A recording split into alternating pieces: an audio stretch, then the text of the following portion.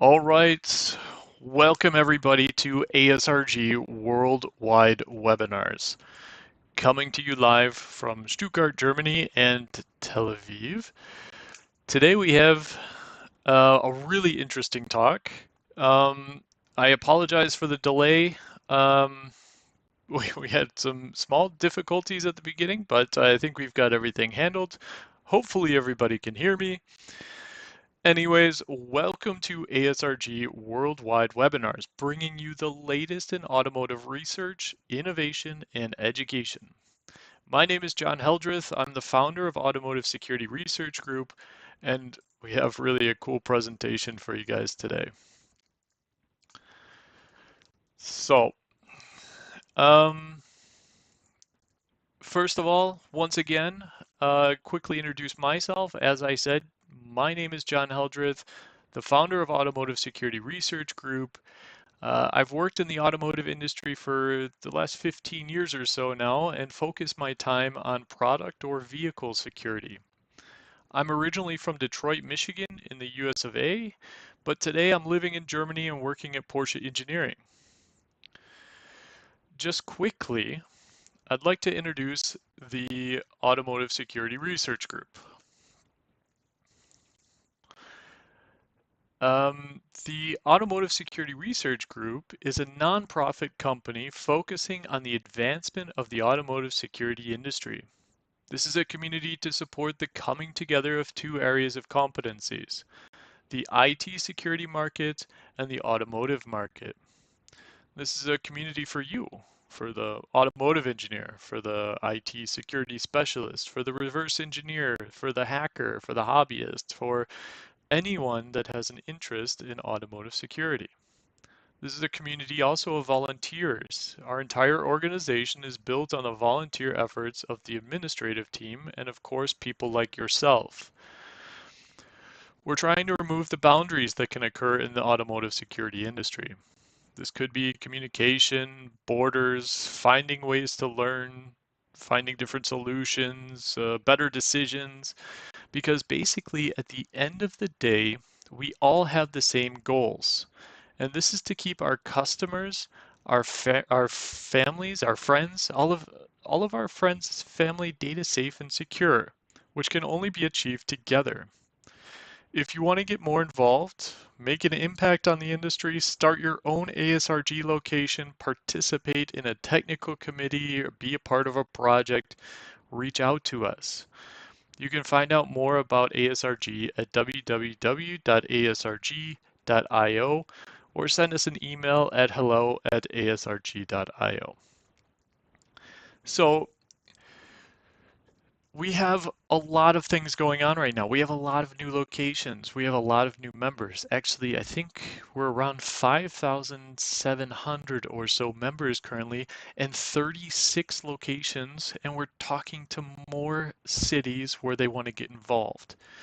So if you don't see a location here where you might get involved in, start networking with other colleagues that are also interested in the same areas, you know, please feel free to reach out to us and talk with us about potentially opening up a ASRG location in your area.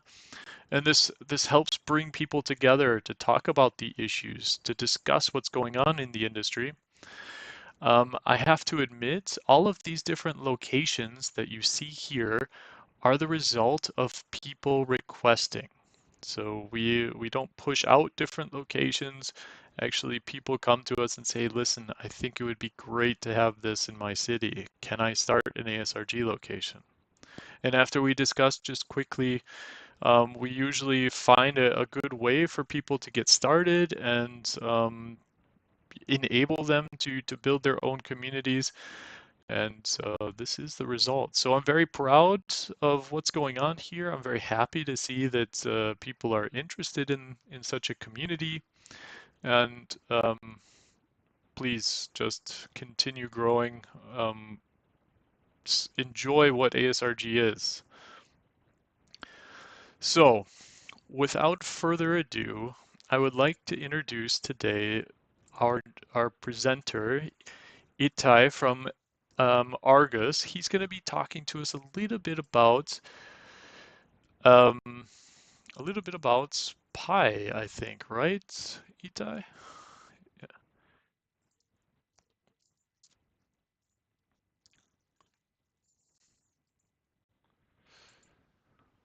All right. Well, Itai, it's all yours. Please let's hold all of the questions until the end of the presentation, and then at the end I will be able to give you the questions and you can answer them then. So,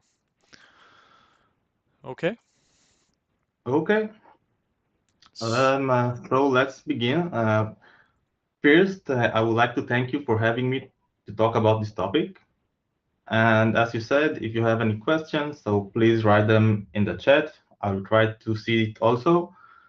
And in today's talk, I will walk you through the way we've made when we wanted to build a cheap and simple test environment, which is as close as possible to our customer's environment.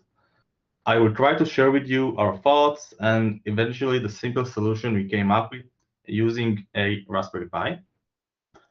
So, few words about myself. My name is Itay Sperling.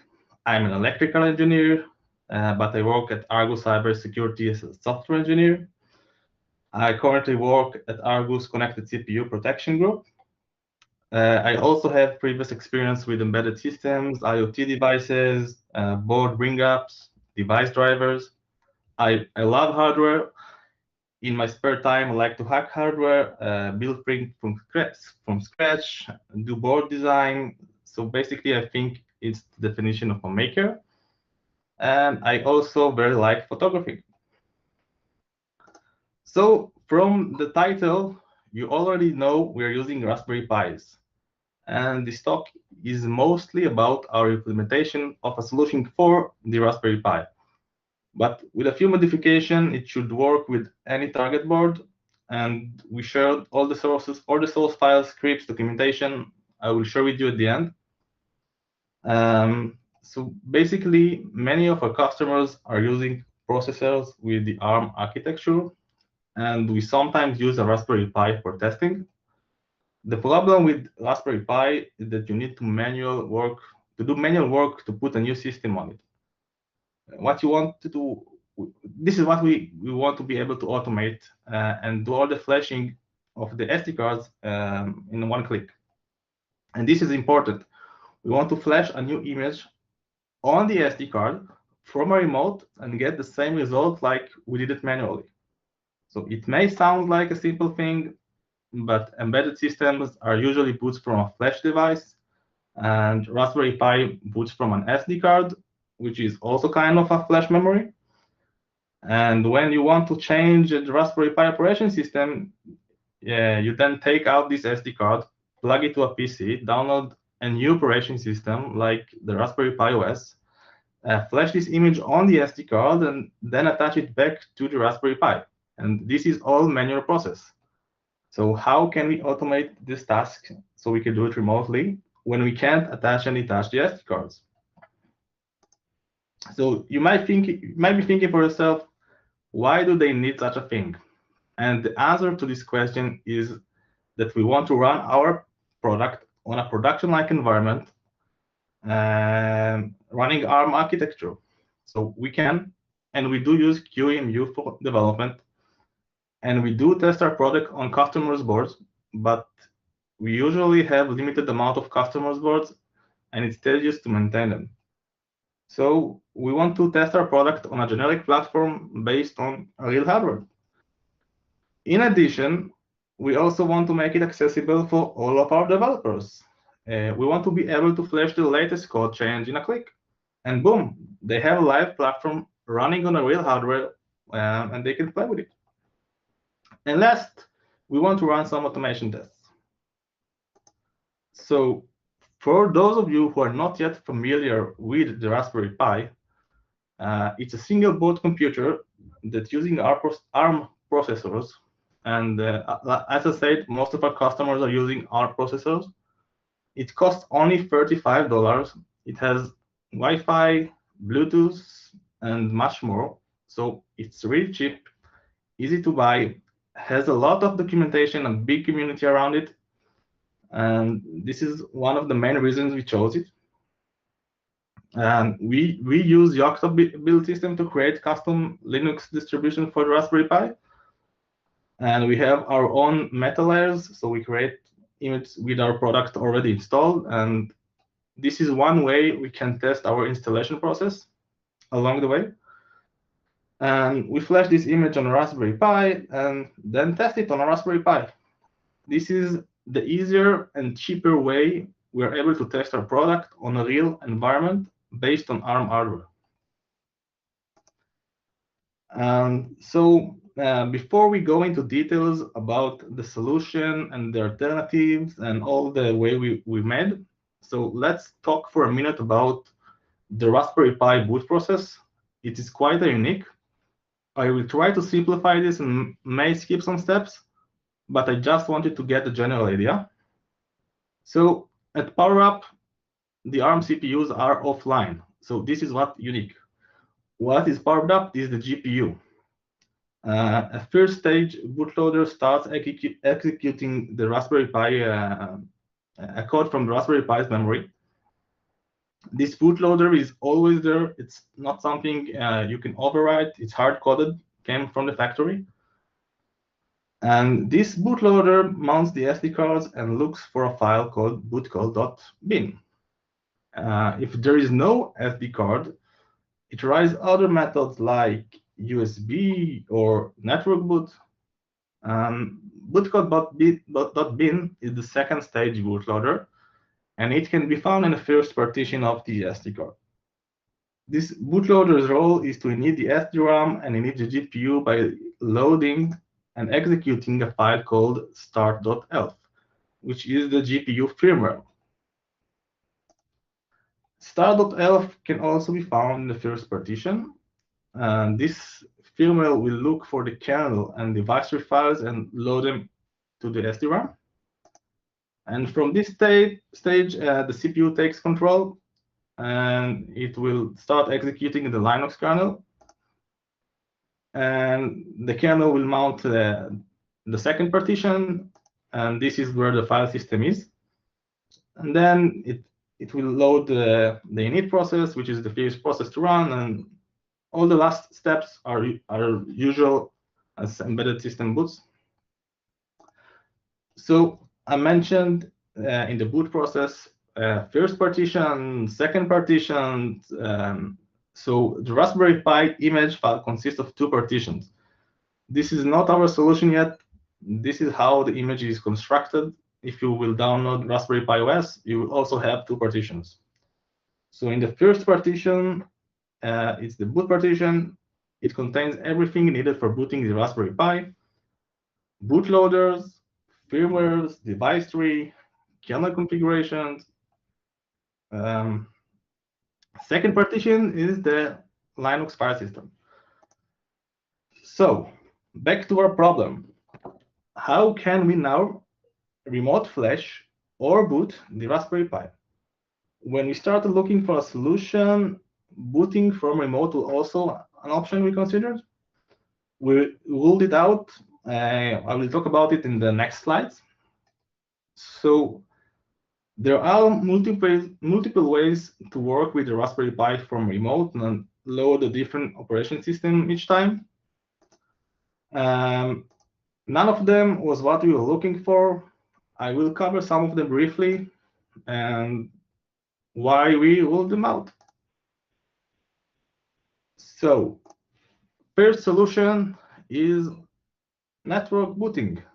If you remember from the slide about the Raspberry Pi boot process, I said when the Raspberry Pi doesn't find an SD card, it's tries to boot from other sources. So one of these sources is network. The bootloader knows to look for a TFTP server and get files needed from booting Raspberry Pi. You get that, you don't need to do anything. It's something that comes up with Raspberry Pi. So this was very good options. That's what we thought. After the Pi's bootloader is done fetching all these files from a TFT server, it will start executing the kernel and point the root file system to a network file system share. And this is exactly why we ruled out this option, because this is not how we usually work in a production environment. We want to work with a local file system. We want to execute our code and load from a real flash device, not from a remote NFS file system. So another drawback is that only one TFTP servers can be at the same network, and one server may be enough, and we can work around this issue with VLANs, for example, but this was not the main issue here.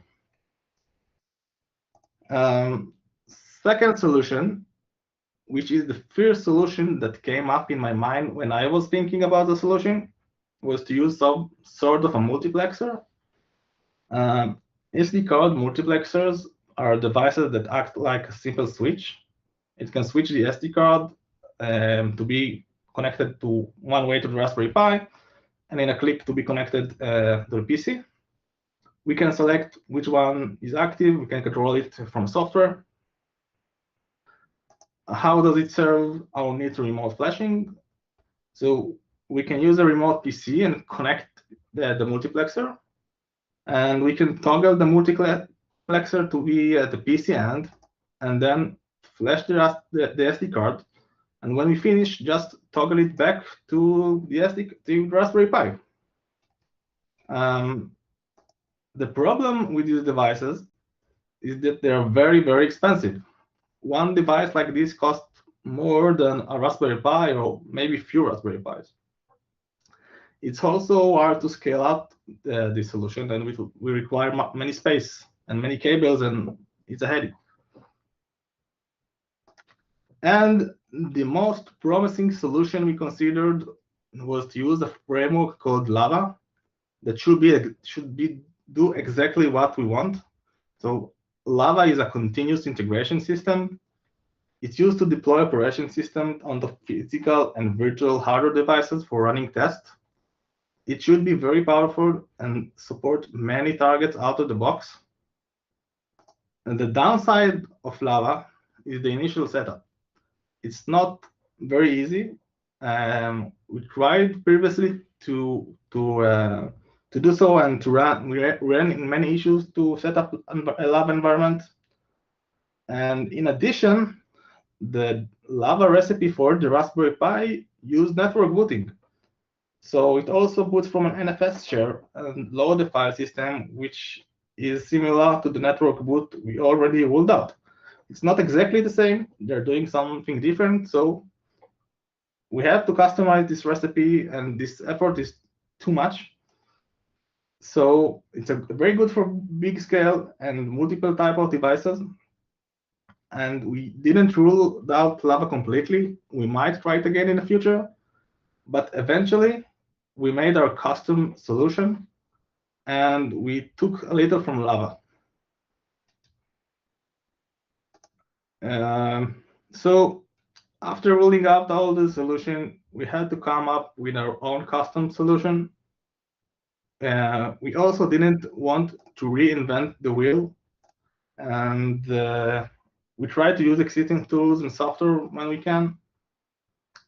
We had to think out of the box a little, and this is what we came up with. So our solution consists of: one is a flashing server, which is just a GPIO controller and a file server.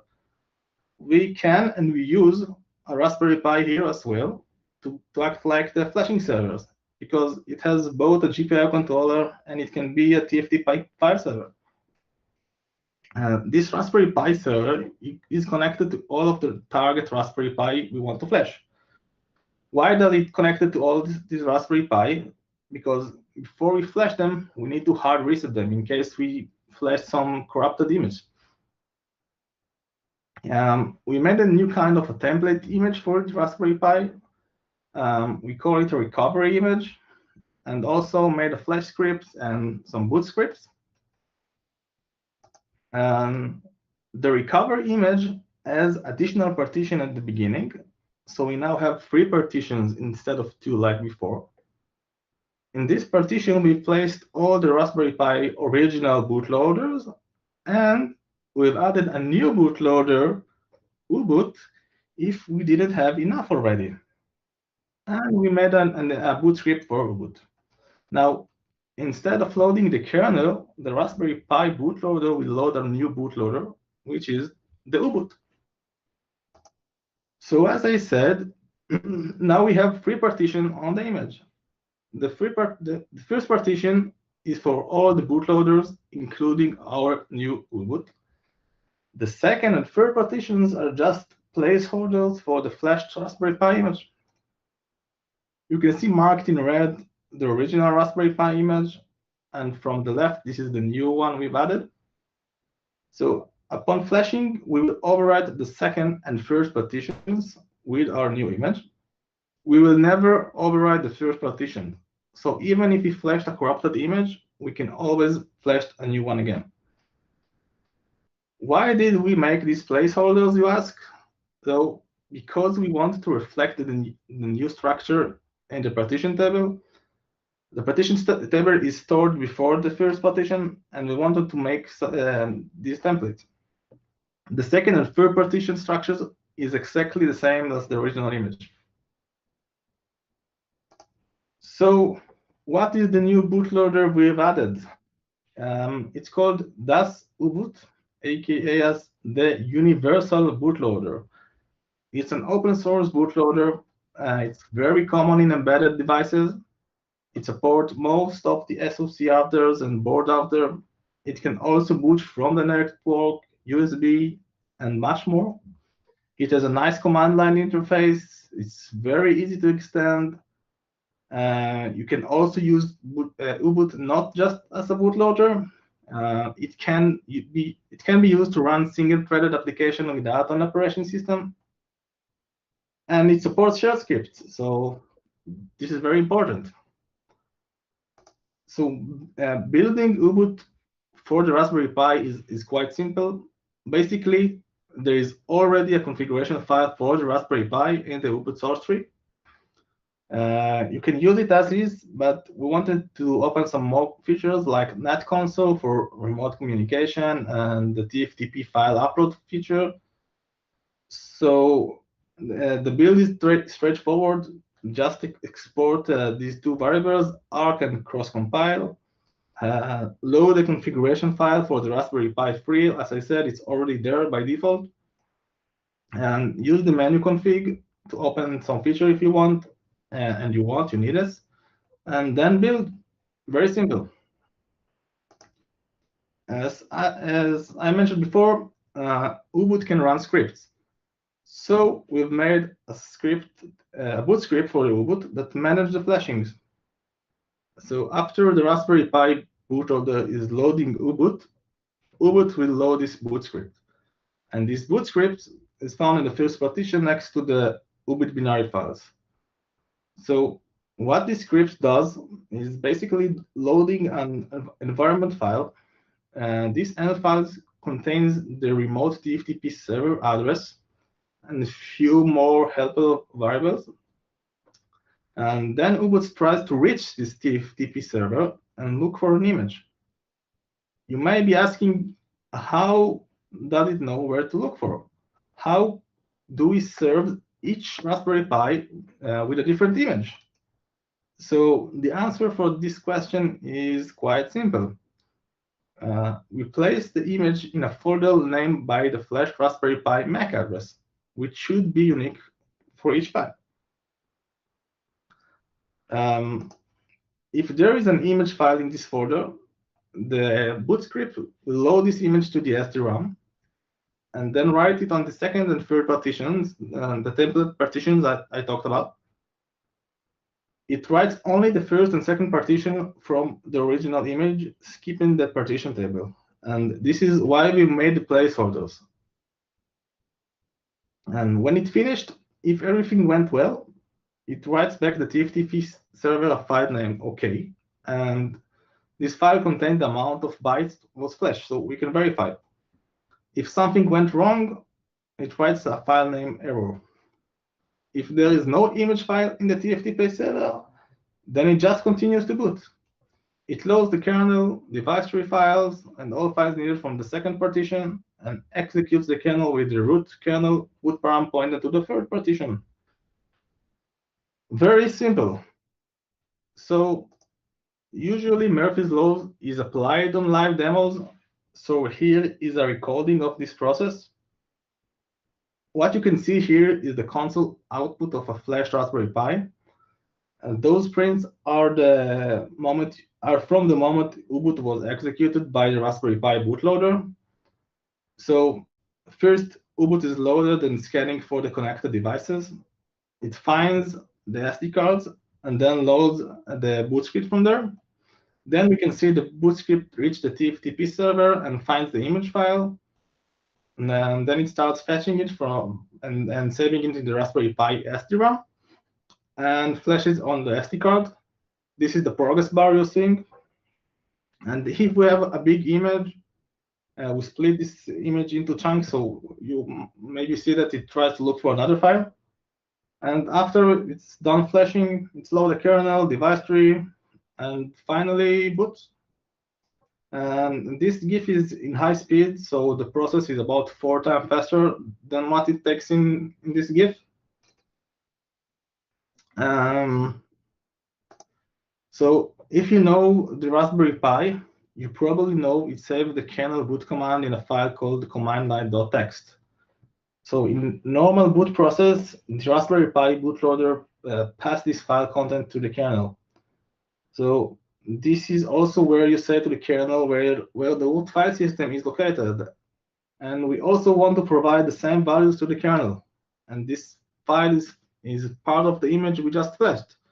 So before we load the kernel, we also need to read this file from the second partition and parse it.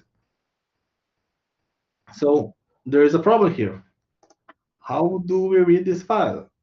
And this was one of the little challenges we faced with while constructing this method. There is no way I'm aware of that you can easily read files using Ubuntu. You can load the file's content to memory. You can load environment variables from memory. So this is exactly what we did.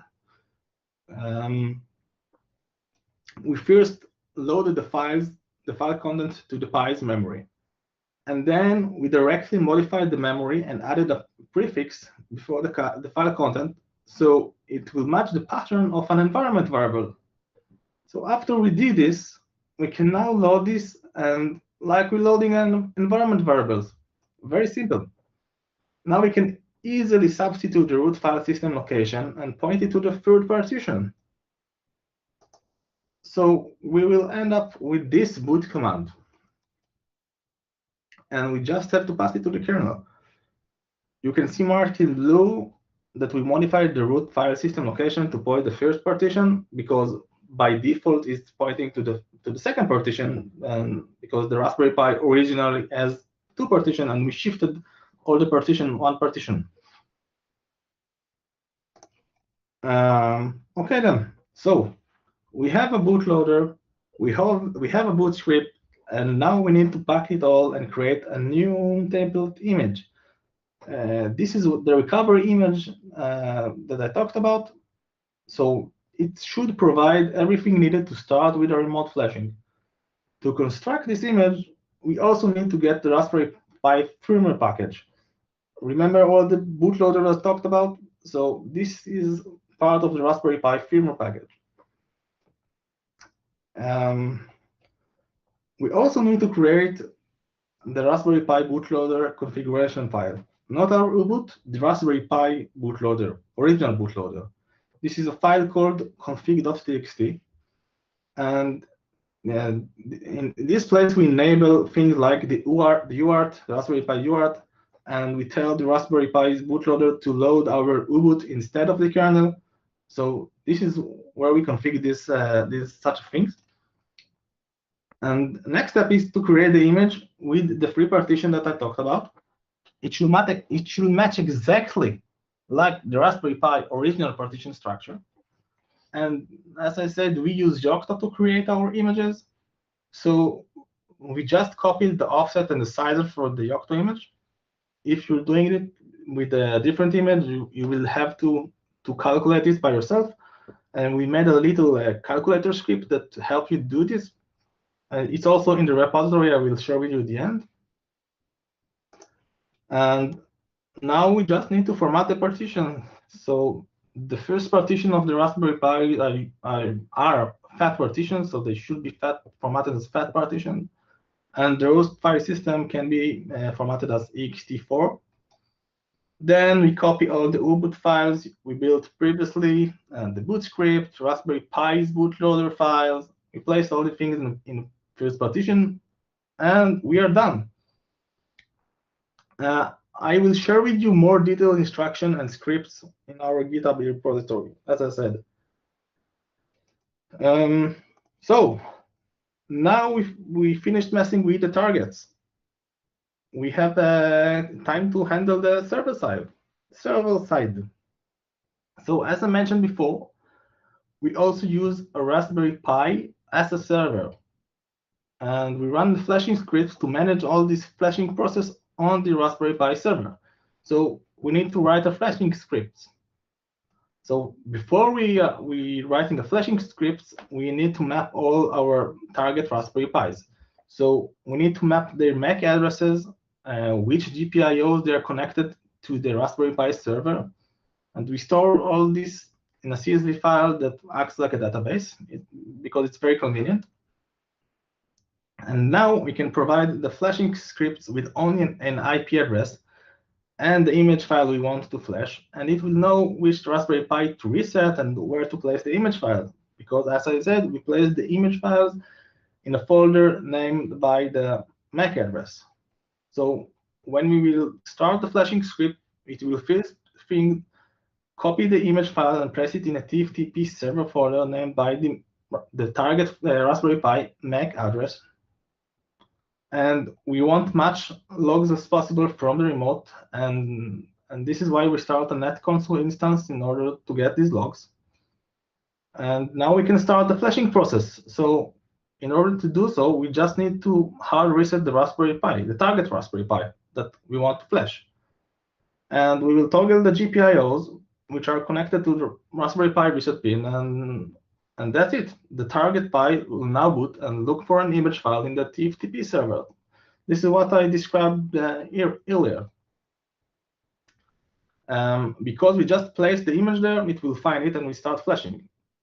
Now we need to wait for a response. And how can we know that the flashing is finished? So when the boot script will finish, it should place a file called OK or error in the TFTP server. And we may be flashing a bad image or our code is corrupted. So we also verify that the SSH port of the Raspberry Pi becomes available. So after all this is verified, we can say we successfully booted and flashed a Raspberry Pi. If nothing happens, we have a time limitation, and we know there is an error, and we exit with an error. So here is how it looks like. We run these scripts on a Raspberry Pi server, and you can see we provided an image and an IP address to the flashing script. The scripts found the Raspberry Pi in the CSV database, and you can see we started a net console, and from here, almost all the prints you see are coming from U-boot. It should be familiar because you've just seen it a couple of slides back. All these prints, they're exactly the U-boot prints you've seen before. And that's it, flashing finished. Now it waits for the board to become online. It's very fast, so maybe we missed it. We almost finished. So to warp it out, here is a simplified version of all what I was talking about. So first we have a Raspberry Pi, and it turns on after a reset usually. Then it starts the boot process. It loads the first stage bootloader. We didn't change anything until this point. It's all like the Raspberry Pi came from the factory. Now the bootloaders will try to load Ubuntu with the Ubuntu will be placed in the first partition and not the kernel like it would in a real Raspberry Pi. It doesn't matter for the bootloader that it loads the Ubuntu and not the Raspberry Pi. It doesn't care. It doesn't know about it even. Ubuntu will start executing the boot script, and it will try to reach a flashing server. If it finds an image there, it will start fetching it and try to flash it. If not, then I missed a few clicks here. So if it finds an image there, it will start fetching it and try to flash it and boot. If it doesn't find an image, it will just skip the flashing process and straight put Raspberry Pi. Um, we use Jenkins to automate all this process of flashing. Jenkins takes the flashed image from a pipeline which builds Raspberry Pi images using Yocto, as I said. It then copies it to a flashing server, which is a Raspberry Pi. And now it just needs to execute the flashing script, and the process is the same as I described before. It resets the target Raspberry Pi, looks for an image on the TFTP server, and then we should end up with a new OS. And lastly, we 3D printed a rack to sit in our server's room. The design files are public. It's not our design. It can be found in Thingiverse. It has a place for about 15 Raspberry Pis, I think.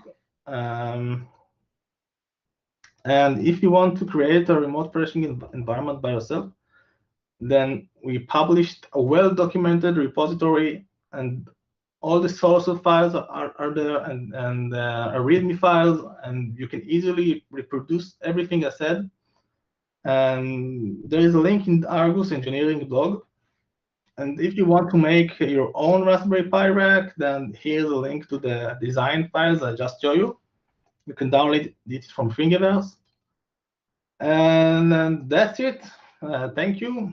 If you have any questions, I'm here to hear them. Itai, first of all, thank you very much for such a great presentation. I have a few questions myself, if you don't mind. Okay. Could you tell us for what application Argus is using this for? So are you guys using it to test or what's Yes, we mostly use it for testing because it's the cheapest and simplest thing to test our product. We don't need to take our customers' board and to maintain them. We do have some customers' board, but it's too tedious to maintain them. And here in $35, we can test it on a real environment, a real ARM environment. And most of our customers are using ARM, so this is a good solution. okay? And so that means that only when we're testing ARM-based products would this work, right? Yes, but you can take this and apply this to every architecture or target board you want. It's very simple. The general idea is only to use the new partition and Ubuntu, and you can tweak it easily. So So we use it for ARM, but if we will have to, we can switch and change the arc. definitely. So, and it looks like this is something that was developed over some time.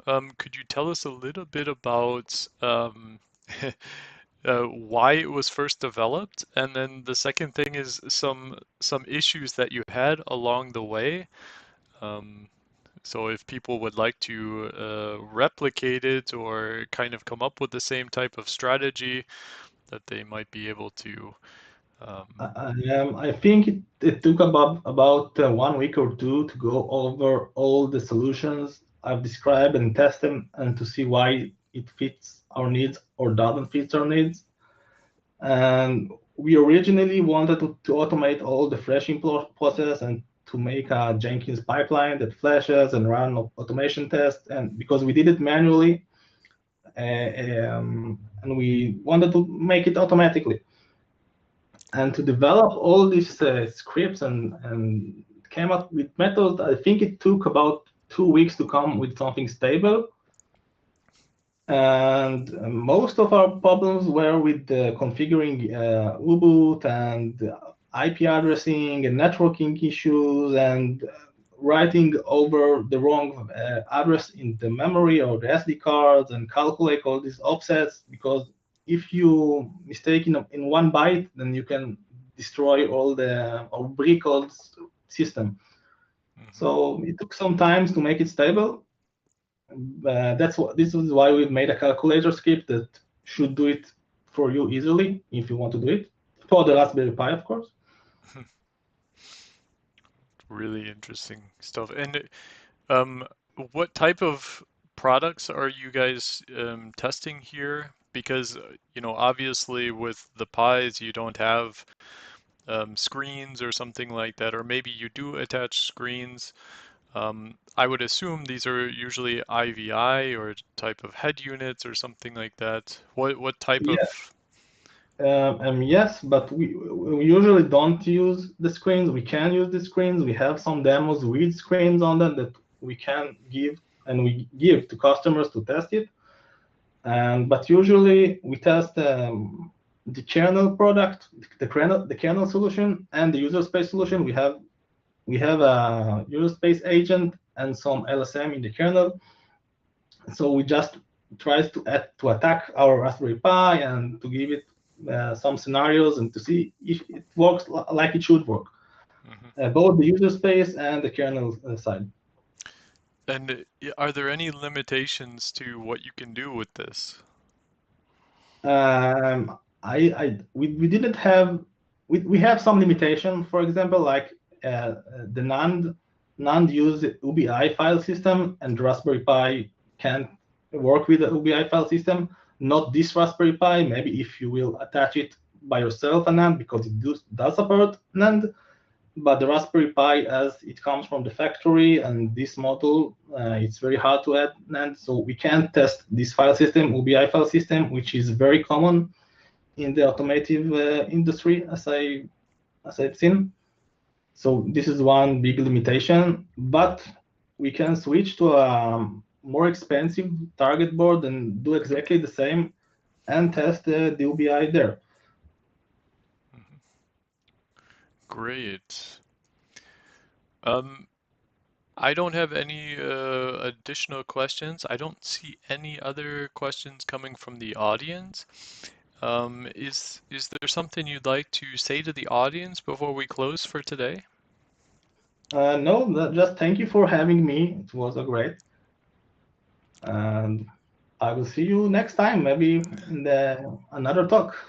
Yeah, definitely. Itay, thank you so much for such a great presentation and actually a really unique solution and cost optimized solution for testing software. And this is, of course, built right in. You saw the Jenkins here as well, where it's built right into the tool chain, and it's deployed without actually having any manual work there.